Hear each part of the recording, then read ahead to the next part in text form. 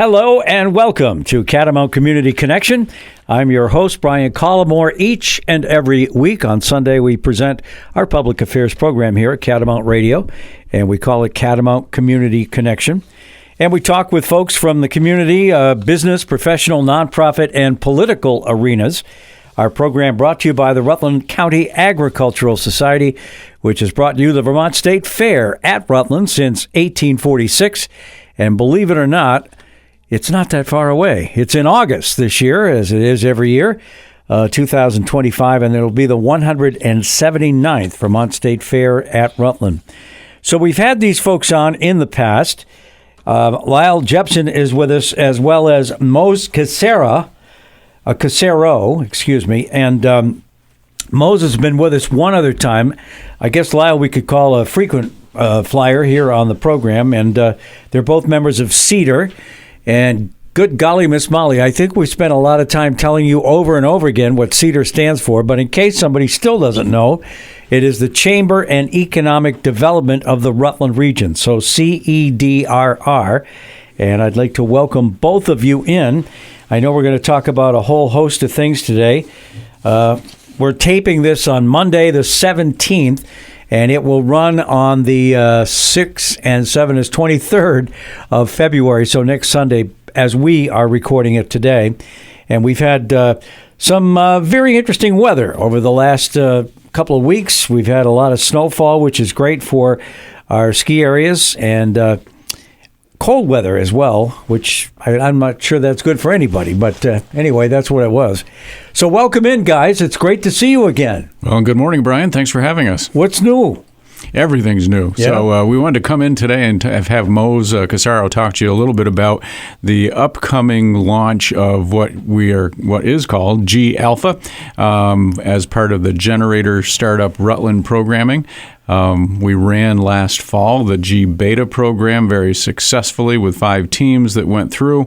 They then pitched on the Paramount stage in late October, and we're given some cash prizes and sponsorship support. We're going to be launching that again, but we have a precursor to the G Beta, which again will happen in the fall of 2025 this year. But we have G Alpha, which is a startup program as well. And we had hoped that Mose would spend some time talking about that and the fact that it really is a Rutland-centric program. So. Yeah. Welcome back, Mose. It's good to see you. Tell us all about what's going to be happening, Mose. Awesome. So like Lyle mentioned, we ran a G Beta program last year in the fall. That program brought in 5 teams. 3 were local, 1 came from Hong Kong, and 1 from Massachusetts.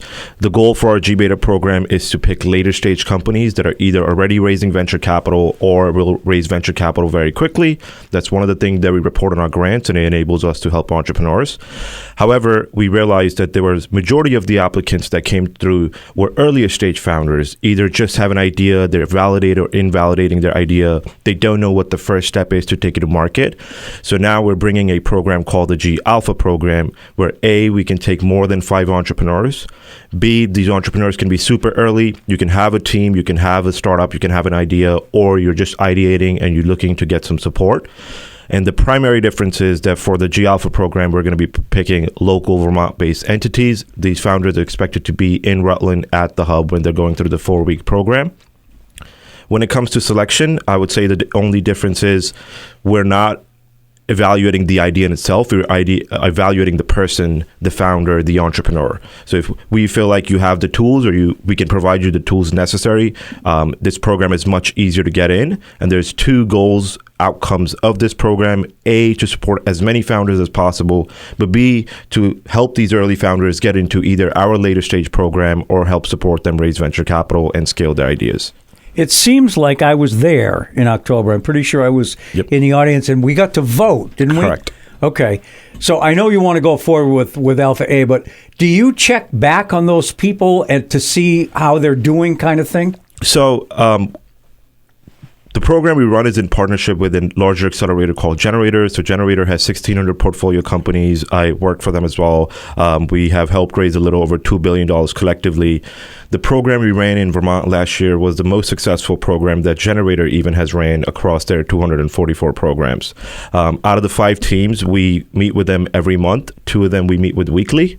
One of the teams, Bright Water Tools, ended up joining their board, and we're continuing to help them, as well as Aprexis Health, both local Vermont-based startups. They've gone on to collectively raise a little over $1 million already. They did $600,000 during the 7 weeks. So it is an ongoing relationship-based business. I come from investment banking, and we would always say that investment banking is a transactional business or private equity, and venture capital and startup is a relationship business. And that's what we do best here. So how would people get involved with Alpha A? If they reach out to you and register, or? Yep. So the applications are currently open. People could go to generator.com, which is GENER number 8 TOR.com/G Alpha/startup-Rutland. They can also go to the CEDRR website and find the link. Easier.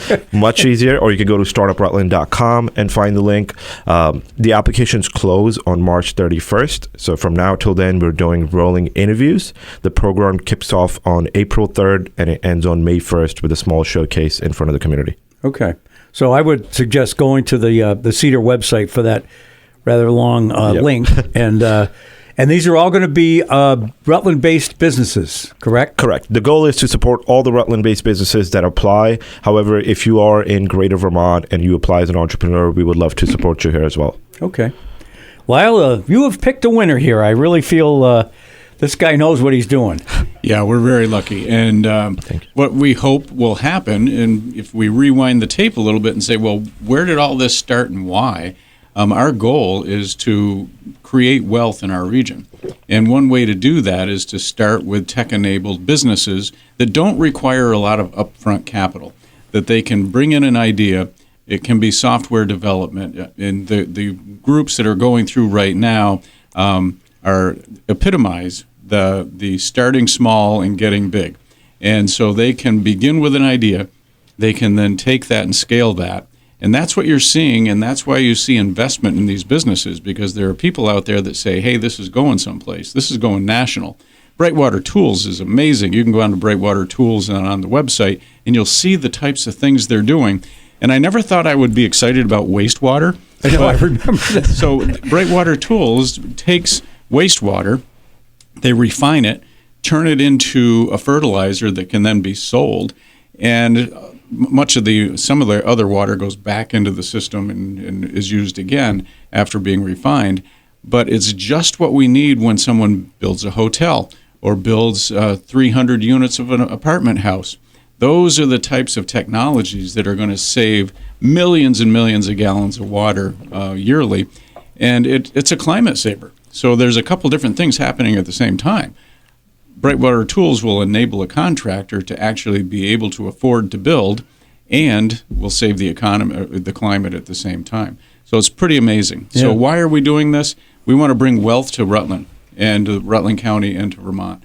The way to do that is through a process like this, where we have startups coming in with low-level investment to get started, and then a great deal of investment from outside of Vermont into our communities.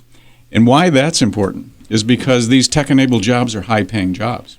And so when we say we want more restaurants, we want more activities, we want more things at the theater, that will happen when we have more people and more wealth. And so we hope that this will be helping with that process. So for someone that is the owner of a startup or owners, and they go to the website, CEDRR website, and they click in, how many people are involved in the interview? How long does that last? What do they have to bring? What do they have to know, sort of?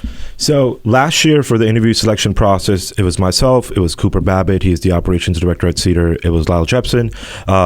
This year, we also involve our board at Startup Rutland board, so it's going to be a similar process. For the teams or the ideas, you could be a single person with an idea. You can come interview. You can be a team of 4 people. You can come and interview.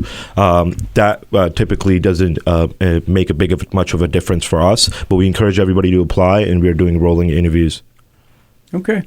So that sounds pretty exciting.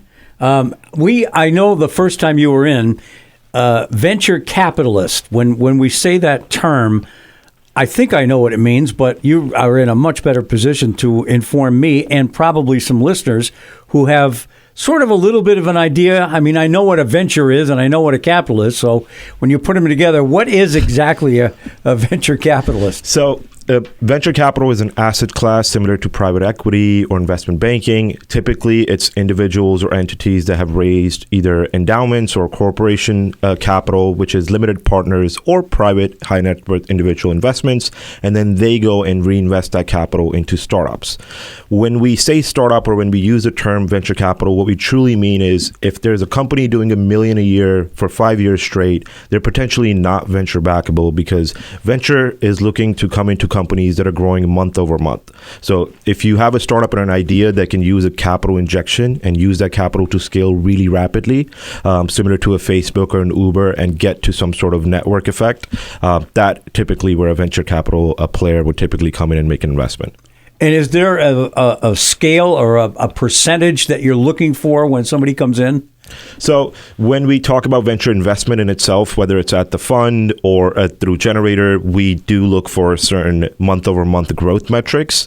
However, if you are an early founder that's just looking to apply for the accelerator, we walk you through the entire process. You don't need to have any metrics right now. You apply, we do hand-holding, and we kind of show you how venture works. Maybe that's the right asset class for you. Maybe you can go for a traditional loan instead. So whatever the best options available that are for you, we'll bring them to the table. Okay.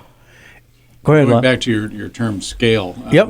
What we are looking for are businesses that are scalable. So to me, that means you can sell it more than one time. Yep. And so if you look at how the social media has scaled itself, look at Facebook, and they probably started with 100 people. Now there are millions and millions and millions of people using Facebook. So that's scalable and resellable. And so that is what these programs are intended to do. And is there a limit to the number of startups that you'll be able to sort of interview and take care of and help? So last year, I think we were doing the G-Beta program. 5? Correct. So we had 5. And one of the reasons we're doing the G-Alpha program is so we can take much more. So this program typically does not have a cap. In our head, we're looking to support maybe up to 20 founders. It depends the type of applicants that come in, how many of them are local and willing to be here. But if there's a great founder, we'll do anything to kind of take them into this particular program. Okay. We're talking to Lyle Jepson, the executive director of CEDRR, and Mose Cassaro, who is the venture capitalist for the Startup Rutland, which is another of the programs at CEDRR. I know we have a ton of other things that we can talk about. What type of activities take place during that 4-week period, if you can fill us in on that? So week 1 is essentially kickoff. We get the teams to build camaraderie and get to know each other, sometimes cross-pollinate ideas. Sometimes there's 2 people come in, one has an idea, one's looking to work with an idea, and they get to work together. So building camaraderie and building a cohort. After that, we go into idea validation, where we do market research and see if this idea is viable. We do customer discovery. We go talk to people in those industries that either we are building in already or the folks we're going to sell to. We collect that data, create customer personas. Then we start to build our MVP, or most viable product, or a prototype, depending on what product you have, if it's a physical product or a software. And then we help you commercialize it, scale it, go make sales. And then once that piece is over, we bring in industry experts, both mentors and investors, folks that either manage millions of dollars or have raised millions of dollars to help you start to navigate that second piece of the startup journey. And this is all coming up in the fall, correct? Correct. So this one is actually in the spring. So our G-Alpha program is in the spring. Fall will be the same program as last year, the G-Beta program. Anyone listening, for G-Alpha, again, early stage founders, just have an idea, you can come to us. And for G-Beta, it's similar to last year for founders that are already raising venture capital or looking to raise venture capital immediately. Okay. So go to the CEDRR website and get more information on that. I know there's an event coming up before that in May that we want to talk about. And this is all presented by the FW Web Company. And it's called Bring Back the Trade Skills Expo. And maybe Lyle or Mose can tell us more about that. Well, and this is all about workforce development. If you look at what Mose is working on with Generator and Startup Rutland, it's developing workforce and developing jobs and developing businesses. Circling back to where the Startup Rutland piece began, we received an Economic Development Administration grant in partnership with the City of Rutland, Rutland Regional Medical Center, Killington, Casella, all of whum have been supporting the Hub Co-works and Startup Rutland. as well as the state of Vermont. And so we started with a fund that we were able to, over a period of 3 years, start up these programs. We now will be applying for another grant that will bring us through another 5 years, as long as we get the grant. We're excited about that. But at the same time, we're looking at, with the work that Mose is doing, that really is around tech-enabled jobs. So when I say that, it's about computers for me. And I'm a very simple person. When I think about things tech-enabled, it's about computers. And what can I do to make money off that? We also have the other side of the coin, and that's, what about our tradespeople? Yeah. We can't find people to do jobs that need to get done. And so we have teamed up with, CEDRR has teamed up with Bring Back the Trades, which is a nonprofit organization, and they have a senior sponsor in FW Webb. And we will be holding an event at Castleton, used to be University, now it's VTSU at Castleton, and that will happen May 20th. We hope to bring 1,000 high school students onto campus to see about 80 to 100 vendors who are in the trades. And we hope that they will be applying for jobs, that they'll be learning more about potential jobs that are out there, and the fact that there's a career in the trades. You can go out and get all the good toys with the pay you're going to get by getting into the trades, whether that's a carpenter or a plumber or electrician or a nurse or a police officer. We have to fill those positions. The only reason they aren't being filled, in my opinion, is that students are not introduced to people who are excited about what they're doing, who are making money doing it, and who want others to join them. So we'll be spending a full day with folks coming, kids coming, high school students, and trades folks talking about what they do for a living. And it seems like there's great timing here. We have a downtown hotel that is in the very early stages of construction. Well, it's not construction yet, but planning. And then we have this whole huge opportunity up on Killington where we're going to have a village center built. And from what I understood at the conferences that I've been to and the information, that is like a 20 to 25 year project. So you could literally begin your career and almost have time to retire in that same career before this all happens. So I don't think the timing could be better. Absolutely. With 2,300 potential units in Killington at the Killington Village, there will be work for a very long time. Just the hotel itself, more than 100 jobs will be created because they need to build the hotel over a period of 18 months to 2 years. And we hope that if all goes well, that the groundbreaking will begin for the hotel as early as May or June of this year. A couple different things that need to happen before that can happen, but it seems like things are on track. Yeah. So you're absolutely on target, Brian, that there are going to be more and more jobs out there. And it's hard work, but the skills that people will learn and the excitement for getting work done is unsurpassed. And, you know, in the capitalist world, it's supply and demand. So if you have a high skill and you're able to find the demand side of that, guess what? You make a lot of money. It really is. It's that simple. I assume you're partnering with the tech centers in the area. Well, there's really only one. Hannaford's up the road a little bit in Middlebury.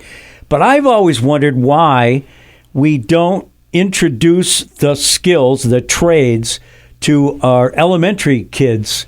In other words, a little bit earlier. It seems like by the time you're a sophomore in high school, you might even already have a path sort of laid out for yourself, and it's kind of hard to charge or change it. I would love to see 6th, 7th, 8th grade kids become involved.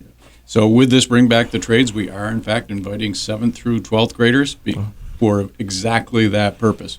They need to, early on, begin to look at things that they haven't seen before so that they can put it in their mind that I can see myself there. I can see myself doing that. And so we're excited to be inviting high schools from all over the state. Good. We have reached out to every guidance counselor in every middle school and high school. They're all about to receive posters that Brian's looking at right here as we're on the air. Those will go out in the mail this week. And then we're going to begin to do follow-up phone calls to the schools just to make sure they've got all the information they need. Now, will the schools from Newport come 3.5 hours away? Who knows? They will be invited.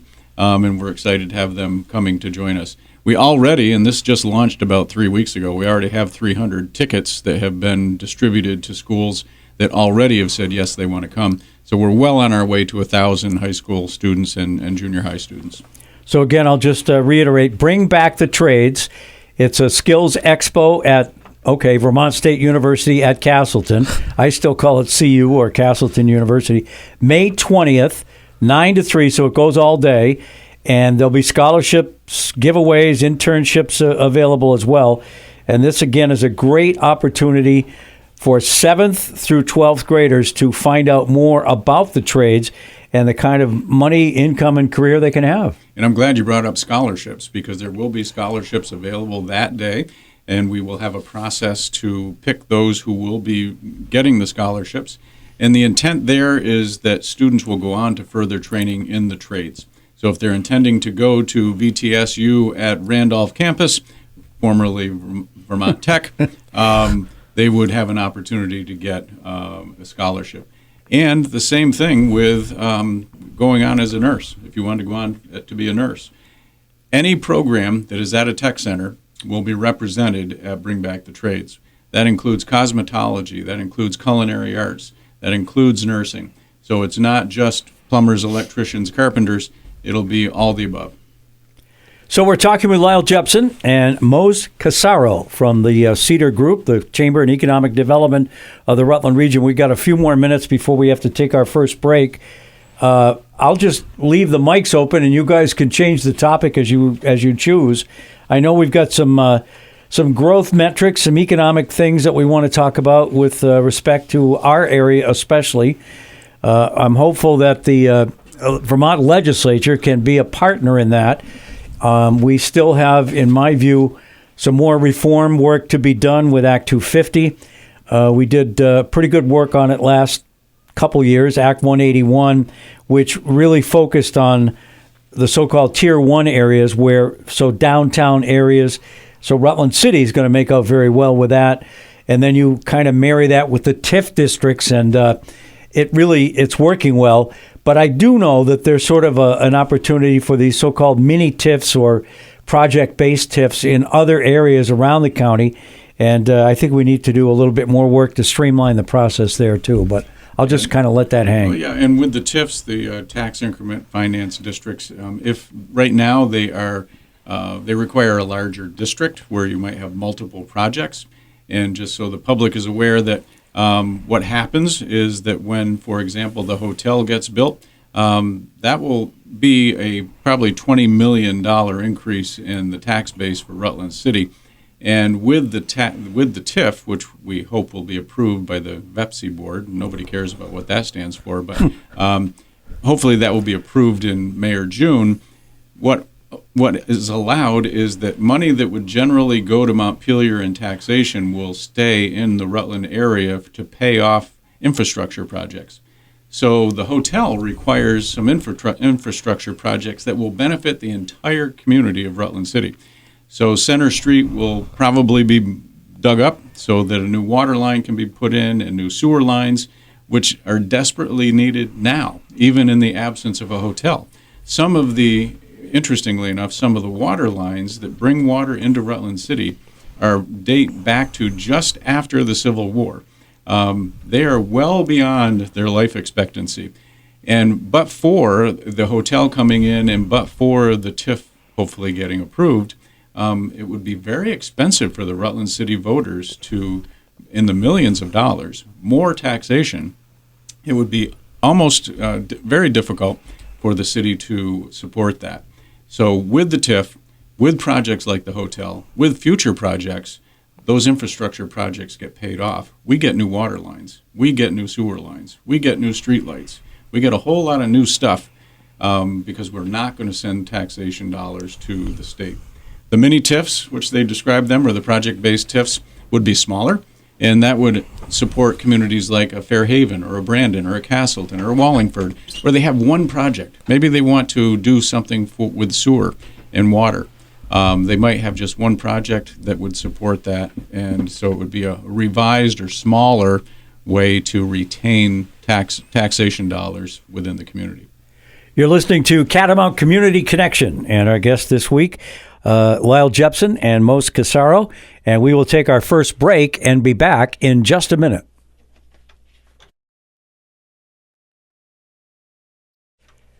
Welcome back to Catamount Community Connection, your weekly public affairs show here on Catamount Radio, brought to you by the Rutland County Agricultural Society, which has brought you the Vermont State Fair at Rutland since 1846. We're just talking about old water lines. Some of those were wooden, by the way, and we're looking forward to the 179th Fair at the Rutland Fairgrounds, the Vermont State Fair. Lyle Jepson and Mose Cassaro, our guests today. Mose is the venture capitalist for Startup Rutland, which is a program from CEDRR. I know we wanted to get back to that for just a second. One of the people, I guess the one that won, is now in the process of getting bigger and looking for help, right? Correct. So Brightwater Tools, one of the teams that went through our last cohort last year, they went on and raised a little bit over $1 million. They do have a large office space and manufacturing facility in Brattleboro, and they're looking for an office space as well. So part of our program, the G-Beta program, provides $20,000 in startup support credits to all the teams that are going through the program. The dollars have some stipulations. Number one being that you have to be here. So part of the $20K goes to providing office space. So both Brightwater Tools and Aprexis Health have 1 year free office space at the Hub Coworks, in addition to more startup dollars and credits that some of them are using to pay for patent fees, some of them are using for marketing. One of the stipulations on how the dollars can be used for folks that were from out of state, so for the Massachusetts founder or for the Hong Kong-based founder, they would need to take the local office space and do hires locally. If they will choose to use a vendor to spend those credits on, those vendors would have to be local as well.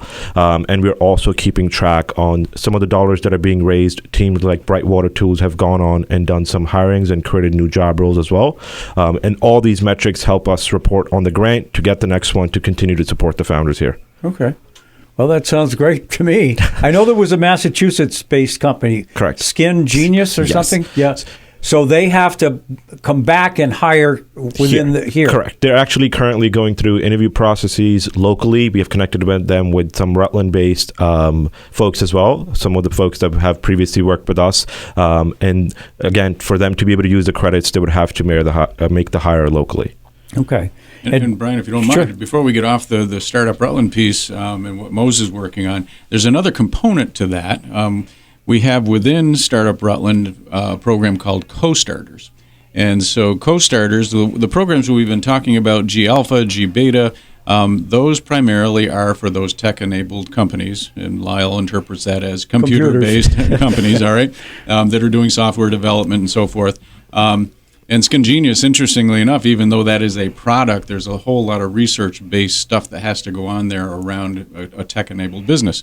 But we also have Co-Starters, which is run by Bill Lucci, and he is the program director for the Hub Coworks. And the Co-Starter programs is for a 10-week program for any business. So you might have a bricks-and-mortar company, and you might say, I want to start a restaurant, or I want to start a bookstore, or I want to start a clothing store. Or I make knives, and they're the coolest knives anybody's ever made, and I don't know how to sell them. So that program walks through a lot of similar components that G-Alpha and G-Beta would do, but at a different level. And it would really be at a bricks and mortar level. So we are open to business for any business that would like to come in and talk about what their idea is. Based on what that idea is, you may end up going to G-Alpha, or you may end up going to Co-Starters, or you may go to G-Beta. It just depends on the level of preparedness that you walk in the door with. Okay. And again, just a reminder, G-Alpha interviews, the deadline for that's the end of March. Go to the CEDRR website, find the link. If you are a startup and you think you have a great idea, you'll go through an interview process, which will probably be, well, obviously it'll be after March, and then the event itself will be in the spring. And I'm looking forward. If we're done up in Montpelier, I'd love to come down and just kind of watch. If you're going to have another thing at the Paramount, I thought that was really interesting. We would love to have you. It was fun to vote. It really was. It really was. Yeah, I think you already have the date for the G-Alpha program end. Correct. That would be on April 1st. So Okay. May 3rd we kick off April 1st, or April 3rd we kick off. Sorry, May 1st is when the program ends. May 1st. And that will happen at Streetside Conference Center. We'll have an event there and everyone will be invited. Good. May 1st. And again, bring back the trades. If you are a 7th through 12th grader in any high school in Vermont, you're invited to Vermont State University at Castleton for the Skills Expo, May 20th from 9 to 3. It's a full day, but you will learn about high skill, high demand, and guess what? High paying careers in the trades. And we hope I hope you have so many kids show up that you have to have another one. Well, we do too, and we want this to be not a one-off, but something that continues. There will be food for the students that come. They do not have to pay for that. There also will be equipment that they can sit on and see and touch. Maybe not drive. We thought maybe that might not be a good idea quite yet. There's some liability there. There's a little bit, but it will be an exciting day. Yeah. Okay, let's move a little bit further into some kind of planning type thing. I did see your economic and population growth statement. I certainly agree with the first one. Retain current and attract new populations by reducing the overall tax burden on residents, including eliminating taxation on Social Security. And my pet one is the retirement benefits, the pension benefits for military. You're including emergency services and other public safety personnel. This year might be a little bit more of a sell for that group, but I really do think the military one is going to happen. I have just a really good feeling that we're going to be able to totally exempt military retirement pensions for not just the veteran, but also spouse and family. So Well, I think you might have introduced that bill, did you not? Okay. I know it so well because it's been every year for 10 years, but I think this year we got a shot. So what we're talking about right now for listeners is the policy statement for the Chamber and Economic Development. The first of which, right at the top, is the one that Brian just read. And then number 2 is fund the Small Business Technical Assistance Exchange, which allows RDCs to provide direct tailored support to small businesses.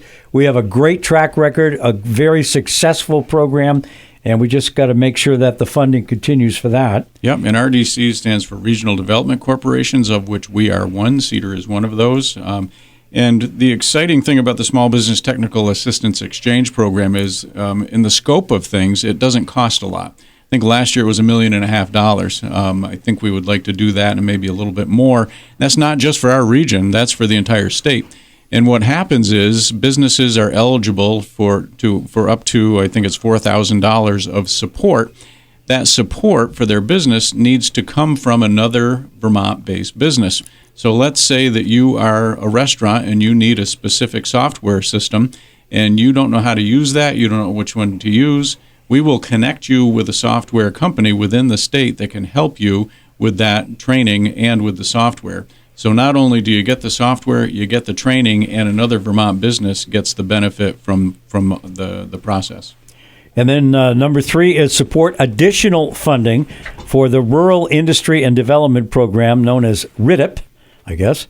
Yep. And encourage the pre-development of commercial and industrial lots. This is something that I'm not that familiar with, but it sounds pretty interesting. So we received a grant. CEDRR received a grant for $150,000 through the RIDIP program, the Rural Industrial Development Program. And what that allows us to do is pre-planning and development in a project that we're working on at the Airport Industrial Park. So we will be bringing water across the road from Phase 1 to Phase 2 so that we can further develop the industrial park. And why that's important is that we get phone calls pretty frequently from businesses saying, do you have 10,000 square feet of storage space in a commercial building where I can put my stuff? The answer is no. And so we have lots of old stock, but we need new stock. As we've been developing that program for the industrial park, it was interesting that we received information from the airport manager that there are several people that want to build hangars for their planes. Right now, we don't have enough hangars for airplanes to overnight, so they may overnight in other places like Glens Falls. We don't want them to do that. We want them to purchase fuel here. We want them to overnight here in the new hotel that we hope we'll have and to spend money here. So one of the interesting things with this water project is once they heard we were doing that, they said, well, we would like more water on the airport down on the southwest side. So we hope to be able to enable the process for building more hangars by having this water project go through. And that is courtesy of not only the RIDIP grant, Rural Industrial Development Program grant, but also the Northern Borders Regional Commission grant, and we received almost $500,000 for that. So this project is going to be pretty expensive. You say, Lyle, it's just a water line. Well, we have to go through ledge, and we have to go through all the pre-permitting and permitting to get it there, and that takes money. It sure does. And time, unfortunately. Eliminate the sunset of the VEGI program, the Vermont Employee Growth Incentive, and consider additional business incentive programs. We want to get people moving into Vermont, relocating and expanding in Vermont, and that's our fourth point. Yeah, that program in particular supports current manufacturers who want to grow, and so they are provided with funding that helps pay for the growth of their industry. It's not, some people say, well, what is it, corporate welfare? Well, no, because if this grant wasn't there, that growth would not happen, and we would not have the jobs that we have, which pay dividends well into the future. The fifth point has a lot to do with housing. We want to provide additional, and we've talked about the so-called project-based tax increment financing, or the mini TIFs. So find some more financing options for smaller communities by creating those districts, and then increase the funding to municipalities to make key infrastructure improvements required for additional housing development. So if you mentioned Fairhaven or Castleton or Brandon, if there is a housing development that's fairly small, maybe it's half a dozen, maybe it's 10, and they need to get a TIF project in order to get that, what is it called? Where but for? The but for. The but for. Right. This would address that. Right. That's the mini TIF, or the project-based TIF. So if you have a housing development in Brandon, for example, I'm just making this up, that would be 100 units, they will need more infrastructure. They'll need more water lines. They'll need streets. They'll need street lights and sewer, which a contractor would look at that project and say, I'm not going to make any money off that. But if we can pre-develop that, which is what happens in every other state in the United States, doesn't happen enough in Vermont, then we will be able to attract the housing that we're looking for. So that's the project-based TIF. And as part of that, we have this GROW program. Yep. GROW is the grant for relocating and outreach work. I don't know how they made that up, but basically it's regional marketing for us, where we're trying to attract more people here. We have businesses that can't find the employees, the skilled employees that they're looking for. So we have a very robust regional marketing initiative where we're spending about $120,000 a year to reach out around the nation, in particular pockets in the United States, to attract people to join us here. Does this work? I can tell you that it does, because we have a weekend getaway program coming up where we've invited 5 families to come and join us. Part of that was advertising around the nation to see who would like to put their name in a hat to see if they could come to Vermont for 4 days. Well, we received 500 people who reached out. Unfortunately, Olivia Buxbaum, who is our communications and marketing person, then needed to interview people. So she spent 2 weeks back-to-back, 15 minutes interviewing a couple hundred people to see who would be the best candidates to come here. Candidates who have the skills we're looking for and who are really interested in moving to Vermont. We received a grant from the state to help with that. We also get great support from our corporate sponsors and the towns, because the towns recognize, we've got like 10 towns putting money into the regional marketing initiative, because they recognize how important it is to get people to move here. We're talking with Lyle Jepson, the Executive Director of CEDRR, the Chamber and Economic Development of the Rutland Region, and Mose Cassaro, who is the Director of Venture Capital, which is a startup program and also one of the programs at CEDRR. And I know you have, and we just listed the 6. If we could get 3 of them done, like completed 100%, we'd be so much further along. But we do have a new strategic plan that I know you wanted to talk about too. Lyle? We did. We sat down as an organization and we recognized that we needed to be careful that we're not a mile wide and an inch deep. We have a lot of programs going right now with great staff members, one of which Mose Cassaro doing the Startup Rutland piece, Bill Lucci doing the Hub Co-works. We've got Olivia Lyons doing the regional marketing. You've got Crispin White doing the events and membership. There's just a lot going on right now. We have a loan fund that Cooper Babbitt oversees. We have grant funds that Cooper Babbitt oversees. So there's a lot happening. We sat down with our board, and we have a fabulous board, and we spent a day talking about who are we. And we decided that we really are, and we focused on our values, and we said when people walk away, we want them to know that at CEDRR that we're doers, not just talkers, that we connect the dots. In fact, we don't know everything, but we know people that know stuff. And so sometimes our job is just to connect the dots. Mose does that all the time. He knows that this company needs this, and he knows somebody else that can help them with that. Yep. We don't have to know everything. We just have to know who does. We also want to make sure that when people leave us that we have engaged memorably, that they felt like they got something from the conversation. We will never, and tell me if we don't do this, we will never let you off the phone without saying, we'll find out the answer. Yep. Excuse me. That's okay. So we want to make sure that we're not leaving you hanging. Yeah. So when you call us, we will help. Okay. And we want to get to yes. We want people to find out what the answers are, excuse me, to their questions. Okay. I know there's some goals and a vital few corresponding action steps that we could take. I don't know how deeply you want to get into this, but I like the values part. I like to be a doer. I think all too often in my line of work, unfortunately, in the legislature, we do sit around and talk too much, and we expound to each other about different things, and yet at the end of the day, we don't really ever get anything done. Sure. I mean, that's just a personal kind of comment. But so it is important to not just sort of plan something, but then figure a way to get it there and get it done. Well, and as part of that, we want to make sure we leverage our partnerships, that there are other organizations out there that know how to do things that we'll never know how to do. The Rutland Region Planning Commission, the work that they do in creating plans for towns, we would never have the time to do any of that or the expertise to do that. So they are a vital piece of our connection. We also want to make sure that we use our assets well. We have the Hub Co-works, which is a huge asset for Rutland City and the county. We also own a building at 112 Quality Lane where the Mint Makerspace is, and we support the Mint Makerspace with below market rent so that they can be successful in the work they're doing.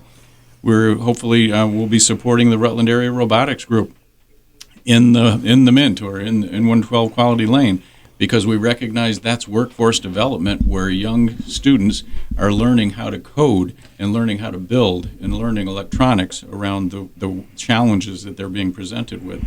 So we have a whole bunch of things that we're working on all at the same time, but we went through the strategic planning piece to recognize that when we jump into something, let's do it well, let's do it memorably, let's connect people, and let's help people get to yes. Okay. We do need to take our final break on the program.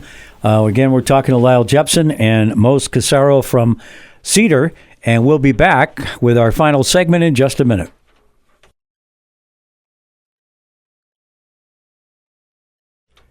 Welcome back to Catamount Community Connection. Our guests this week, Lyle Jepson and Mose Cassaro.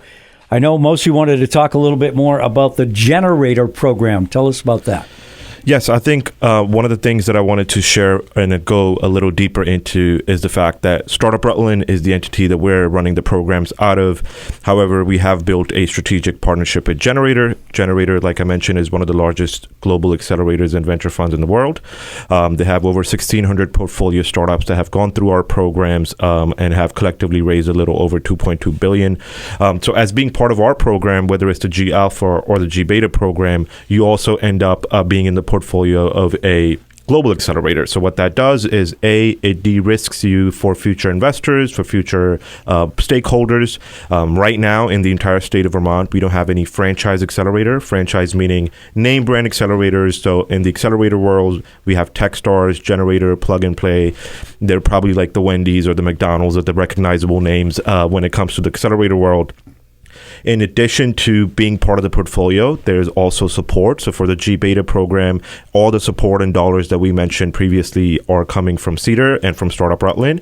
But the Generator umbrella gives you up to $1 million in perks. This includes $50,000 in Stripe credits. So if you're a startup charging people using the service called Stripe, the fees will be waived. There's about $50,000 in Amazon AWS credits, Google Cloud credits. So there's a lot of support there. So last program, we were able to bring in the team from Google. They talked about some of the support that's available. So while we are a local program, the reach and the network that we're able to tap into with our Generator partnership is pretty massive. There's probably no larger entity out there that we can't connect you with. Last cohort, we had a founder that wanted to connect with somebody at OpenAI, and we were able to open up our network and reach out to somebody and connect them just with some onboarding API support that their startup needed. So while we are the program, we are also a pretty massive Rolodex, and we're able to connect you with any sort of support you need, like Lyle just mentioned. So one of the things, Brian, that Mose has been spending some time on is creating relationships outside of Rutland, and that will then come to Rutland in support of these businesses, either as mentors or venture capital opportunities. Could you mention, Mose, a couple of the different states that you've been not actually visiting, but working with companies, and I think even overseas? Correct. So we have gotten both talent when it comes to the investor side, whether it's other VCs or mentors, all the way from Boston. We ran a small pitch competition at Harvard recently that I was able to judge. We've had teams come in from San Francisco as well as mentors. So we made 2 or 3 trips ourselves out to San Francisco where we met some of the team. We were one of the speakers at several different events at New York Tech Week. We've also had investors join in from Europe. So some of the startups are selling into Switzerland, including Brightwater Tools. So some of the network that we were able to connect them with is overseas as well. So again, like Lyle mentioned, the network and the Rolodex at CEDRR is one piece, and then at Startup Rutland, and then at Generator. And I personally say that as well. When I first came here, there was probably no one that I wasn't able to get on the phone with. You can just ask Lyle, he can pick up the phone and everybody would respond. So that we can extend to founders nationally and globally, and we're very proud of that. When Mose says we, he's being very humble because it's him. He is the one that's going to San Francisco and Boston and doing the speaking. I had a feeling. Yeah. When did you figure out, how old were you when you kind of knew this is what I want to do? Oh, wait, this is a story. Go. Yeah, this is the best part of the show right here. All right. I think my father's and my parents were kind of anti-tech. So when I was growing up, they wouldn't want me to have computers and spend a lot of time on it. So I would have to be scrappy. I would buy like RAMs and fix up a motherboard, solder it, hide it under my bed. But I ended up building a startup when I was 12, and it started paying me about $4,000 to $5,000 a week. And I did enjoy the dollar amount, but I enjoyed the fact that I had other folks that I was able to hire and writers. We scaled it a little bit, raised some venture capital. I went to school for entrepreneurship, Hofstra University on Long Island. This is right when the presidential debate was happening. Trump came to our school in the very beginning. Once I graduated there, did investment banking very briefly, went back into the startup world, worked at a startup called Vigo. There was a team of 4. We built it. We scaled a $55 million Series A round.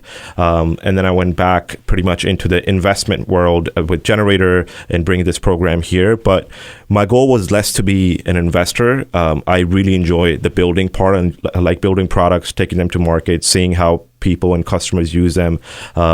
Just being a small piece or a small impact on a larger group of people is where I drive my value from. But I know Lyle's giving me credit. I'll be very honest. This, for me, is an opportunity in itself to be in a community where you can actually make an impact. A VC in New York or San Francisco is typically only competing with the next venture fund to make an extra dollar. And here we can do work which can actually support jobs and support founders and build products. And for the most part, there's a Steve Jobs quote where he says, like, people don't know what they want until you show it to them. And for me, myself, until I was able to see in my college that you can build a product and you can raise millions of dollars and go change lives. So that impact piece is a big driving force for me. Wow. It was a good thing that when he was 12, that maybe they didn't see how old he was, and they were helping him out. Yeah, that's a great story. That is a great story. All right, we got about 6 minutes left. I know we want to, and I want to go back to the Alpha A date and all that kind of thing, but I'll let Lyle kind of bring us up to date on the mixers, the Whoopie Pie Festival, and I know we just had the feud.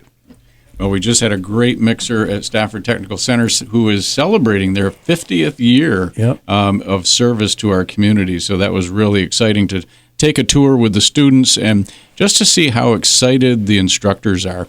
It was wonderful for me to see an instructor who was actually one of my students back in the day at Stafford Tech. He is now the instructor of the auto refinishing program, and he is going to take that well into the future. So that was at Stafford Tech. That was last week. Coming up, we will have a mixer at Vista Senior Living on March 11th, 5 o'clock. Everyone's welcome. You don't need to be a member of CEDRR. Just come to Senior Vista Living in Mendon on Route 4 at March 11th. Out into the future, we have the Whoopie Pie Festival that will be, I think it's the 4th year. I'm going to have to reach it's back at least into my 4. mind. Yeah. So that will happen on September 13th, Saturday, September 13th in downtown Rutland. We have other mixers coming up as well, but stay tuned for that. And if you want to know everything that's happening, you can go to the CEDRR website at rutlandvermont.com, and you can sign up for our newsletter.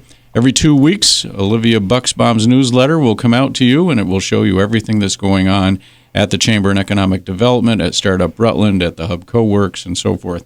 So lots of things happening. And we did just have the feud. We had 10 great teams go through and were on the stage. Just like Family Feud, some of the questions were a little wild. That's okay. The audience enjoyed that. The winning team was the team from the Mint Makerspace, and they walked away with what is now becoming the Stanley Cup of the Feud Cup. It's getting bigger and bigger. This was the 7th year, and we look forward to year 8 next year. Are we going to try to break another record with the Whoopie Pie thing, or are we sort of like ho-hum? That's a great question. We've broken the record now. Yeah, we have. We hold the record. And I'm not sure anybody's going to match that. Yeah. So what we're doing is we are looking now at how to reframe and what will be the thing that people will really want to see at the end of the Whoopie Pie Festival. So stay tuned for that, because I'm not going to tell people what that looks like. You're going to have to show up, and it's going to be exciting. And again, that's in September 13th, I think you said. We take Center Street and close it and put the fake turf down, and it just becomes one huge community party and really a connection. I'm sure there are people that only see themselves with each other that one day, but that's a great thing to be able to say, and it's so much fun. It's a community family event. We did close down Center Street, Merchants Row. We're going to have to close down all the way down to Washington Street this coming year because it has grown. We appreciate all the partners that make it happen. It's not just us. It's a whole lot of people like Come Alive Outside, and we just really appreciate the support that everyone provides. And we'll have probably 20 vendors this year, and the grass will be out in front of Wonder Feet Kids Museum. They come out with all sorts of cool things to do. It's just a day long where you won't see the same thing twice.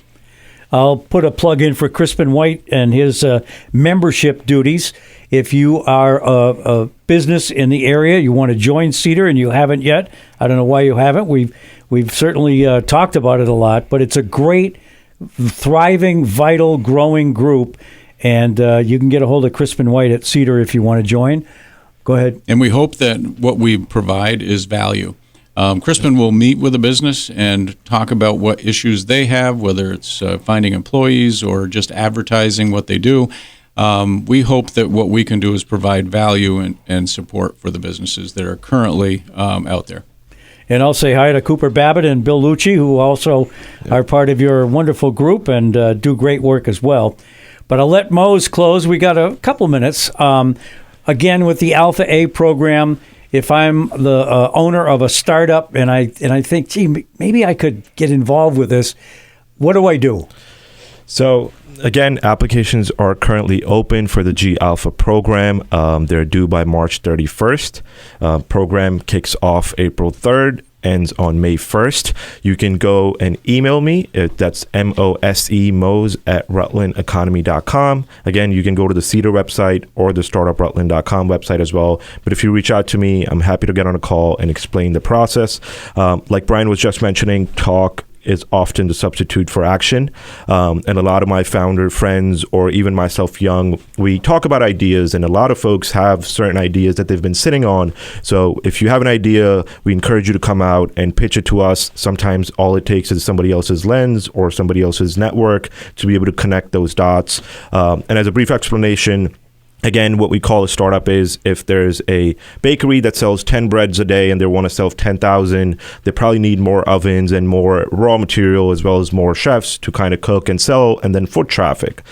For how we explain a startup is if it's a social media network like a Facebook, for that to go from 10 users to 10,000, you don't need additional people. You don't need additional raw material. You need a server with enough bandwidth, 2 coders probably somewhere in a basement with internet access, and we have all the resources that you need to connect those dots. So again, apply today. You can reach out at Mose at rutlandeconomy.com.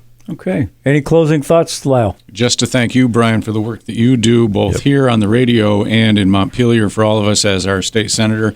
I don't think anyone other than you will recognize the amount of time that you spend helping us. So thank you. Well, it's something to do.